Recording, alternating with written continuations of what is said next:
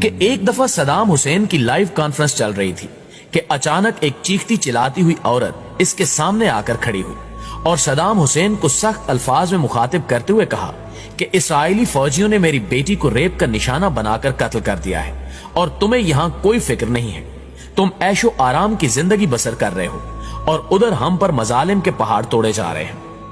اس عورت نے مزید کہا کہ روزانہ ہمارے گھروں سے اسرائیلی فوجی ہم سب کی آنکھوں کے سامنے ہماری بہنوں اور بیٹیوں کو اغوا کر کے لے جاتے ہیں جن کو بعد میں قتل کر کے پھینک دیا جاتا ہے اور ہمارے چھوٹے چھوٹے بچوں کو سڑکوں پر گھسیٹ گھسیٹ کر مار دیا جاتا ہے. کیا تمہیں ان عورتوں، بوڑھوں اور بچوں کی چیخیں سنائی نہیں دیتی جو روزانہ اسرائیلی فوجیوں کی گولیوں کا نشانہ بنتے ہیں؟ کیا تم سے ان عورتوں، بچوں اور بوڑھوں کی چیخوں کا حساب نہیں لیا جائے گا؟ اس عورت کی یہ باتیں سن کر صدام حسین رونے لگا اور کہا کہ اب اسرائیل کا کوئی بھی شخص صبح کا سورج نہیں دیکھ پائے گا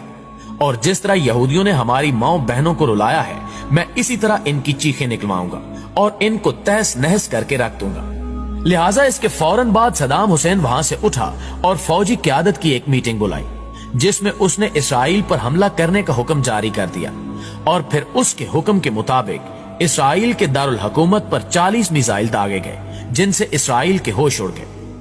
صدام اتنا طاقتور اور اپنی مرضی پر چلنے والا شخص تھا کہ کوئی بھی ملک یہ پوچھنے کی جرت بھی نہ کر سکا کہ اس نے یہ میزائل کیوں مارے ہیں. ان 40 میزائلوں نے اسرائیل کے دارالحکومت تل ابیب کو مٹی میں ملا دیا جبکہ بڑی بڑی بلڈنگز تباہ و برباد ہو گئی اور ہزاروں یہودی جہنم واصل ہو گئے. صدام حسین نے یہ 40 میزائل ایک ایک کر کے داغے تھے. مطلب جب یہودی امدادی ٹیمیں اپنے مرنے والے یہودیوں کو اٹھا رہی ہوتی تھیں تو اوپر سے ایک اور میزائل